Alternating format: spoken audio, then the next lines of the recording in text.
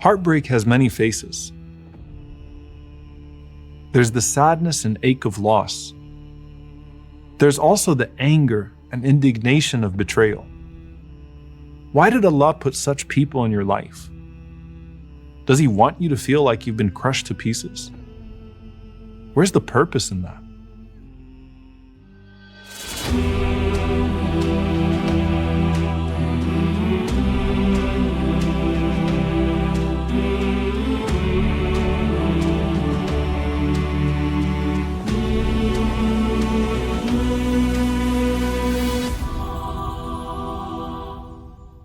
Allah subhanahu wa ta'ala says, خُذِ الْعَفْوَ وَأْمُرْ بِالْعُرْفِ وَأَعْرِضَ عَنِ الْجَاهِلِينَ. Be gracious, enjoin what is right, and turn away from those who act ignorantly. When this verse was revealed, the Prophet ﷺ asked Jibreel alayhi, what is this all about? And Jibreel alayhi said, I won't know until I ask my Lord. And he returns to the Prophet ﷺ, and he said, verily Allah commands you to reconcile with those who cut you off, to give to those who deprive you, and to pardon those who wrong you.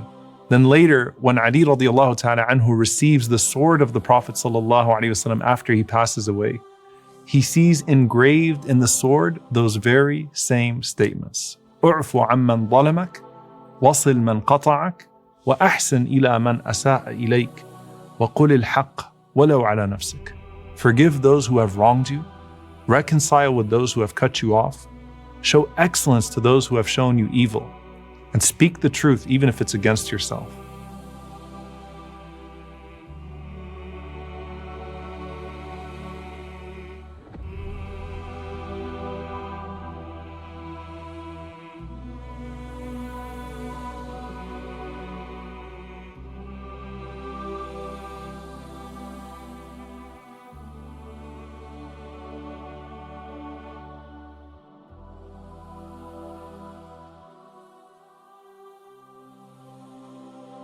Allah in all of His glory and power inscribed upon His throne, my mercy overcomes my anger. And He sent His Prophet ﷺ rahmatan lil alameen, who inscribes on his sword an object that's associated with violence, words about mercy. Being able to swallow anger and resentment and deal with people with grace despite the pain of betrayal and hurt is probably the easiest prophetic quality to admire, but the hardest one to attain.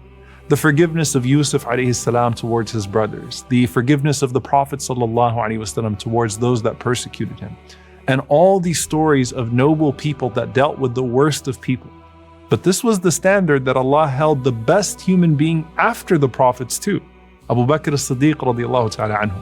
When a man slanders his own daughter, and that was a man he used to give charity to, Allah subhanahu wa ta'ala says, وَلْيَعْفُوا وَلْيَصْفَحُوا أَلَا تُحِبُّونَ أَن يَغْفِرَ اللَّهُ لَكُمْ.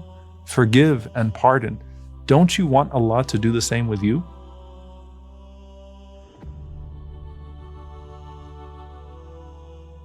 So while people can be a great blessing, they can also cause us the most pain.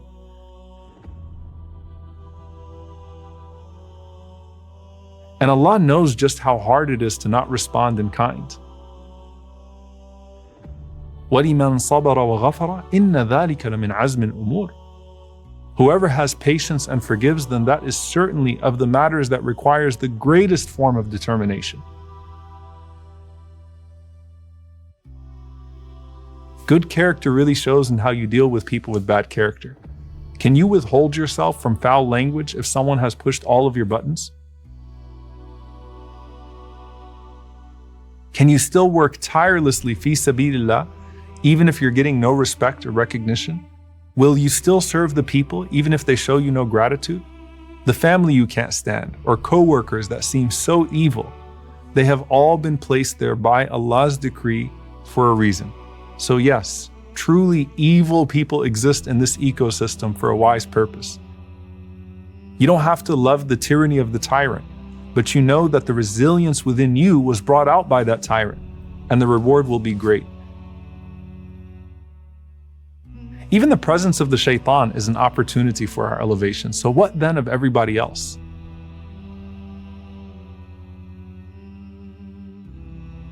So with people, you find your higher level of iman in being able to swallow that anger. and even sometimes return the evil with kindness. And Imam Ibn al-Qayyim rahimahullah, he lists many keys to getting over betrayal or heartbreak. The first one, he says, is to realize that they too are tests, just like the tests of sickness and famine and drought and physical pain. And many people are able to endure those tests because they see them as tests. But when it comes to being wronged by others, they don't actually realize that that pain too was decreed by Allah subhanahu wa ta'ala as a test. The second key, he says, is to choose patience over revenge. He says sabr brings about a great reward. إِنَّمَا يُوَفَّى الصَّابِرُونَ أَجْرَهُمْ بِغَيْرِ حِسَابٍ. Verily, Allah rewards patience without measure. While He rewards good deeds in accordance with their good, Allah Azza wa Jal puts no limit on patience. And in this world, it brings about inner peace and contentment. Whereas revenge almost always leads to regret, and then maybe even the consequences of your own transgression in response. Now that doesn't mean that we tell people that are being harmed to be patient. That means we give them justice and then put them in a position of being able to show grace. And we encourage them at that point to choose virtue over vengeance. And Imam Ibn al-Qayyim rahimahullah says the third key is to realize that by showing good to people who wrong you, Allah will show you His good despite your shortcomings and sins. And he quotes this beautiful poem. He says, مِنْ أَجْلِكَ جَعَلْتُ خَدِّي أَرْضًا لِلشَّامَةِ وَالْحَسُودِ حَتَّى تَرْضَى. That for your sake, O Allah, I put my cheek to the ground, to the one who insults me and to the one who's envious, all so that you can be pleased. SubhanAllah, it's one form of humility to prostrate our heads to Allah, but it's a whole nother level to place our cheeks on the ground, figuratively, for the sake of Allah subhanahu wa ta'ala. The next key is to achieve salamat al-sadr, to free your heart from grudges in a way that allows it to make peace with Allah's decree. Now sometimes you need to see an example of that to understand that it's possible, even if it doesn't seem like it at the moment. But talking to others that have gone through that before and learned how to not only cope but seek the reward is a major way to at least believe that you have that chance ahead. Because they too had their own friends who caused them pain, but eventually grew them in piety.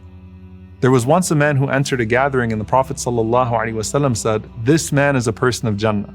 So Abdullah ibn Amr radiallahu anhuma, he follows him home to talk to him, thinking that he's going to be some sort of sage who prays all night and fasts all day. But as he speaks with him, he realizes that his station has nothing to do with extra deeds. It's because he cleared his heart of all grudges every night before he slept. That in and of itself is rewardable, but it also allowed his heart to be freed from the distraction of drama, the weight of a grudge, and all of the spiritual diseases that are born out of anger. And then the consumption with others that doesn't leave room for Allah subhanahu wa ta'ala in our hearts. The quality of that person's fajr with a clean heart is better than an entire night of qiyam with a heart full of hate.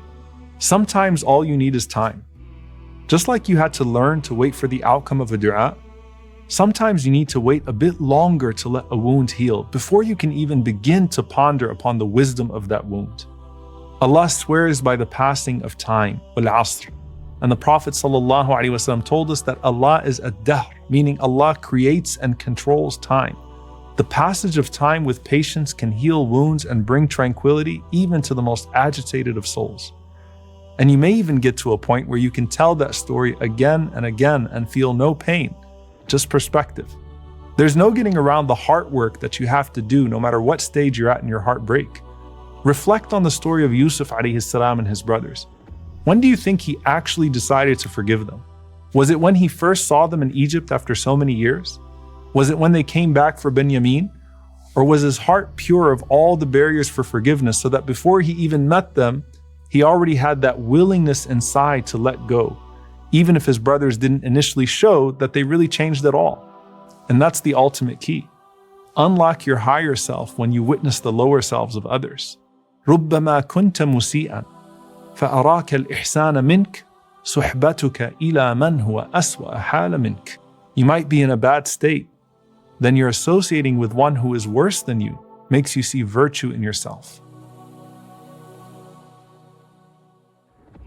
Otherwise, the heartbreak can turn into resentment, and resentment can turn into anger.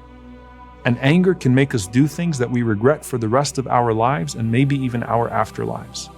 Ali radiallahu ta'ala anhu said about anger, أَوَّلُهُ جُنُونٌ وَآخِرُهُ نَدَمٌ. Its beginning is insanity, and its end is regret. There's a reason the Prophet ﷺ said to stay silent or to make wudu or to seek refuge in Allah when that anger starts to consume you. Because rage is from the shaitan, and shaitan is from fire, and can lead a person to burn themselves and others all around them rather than rise to a place of tranquility and inner peace. قل لن يصيبنا إلا ما كتب الله لنا هو مولانا وعلى الله فليتوكل المؤمنون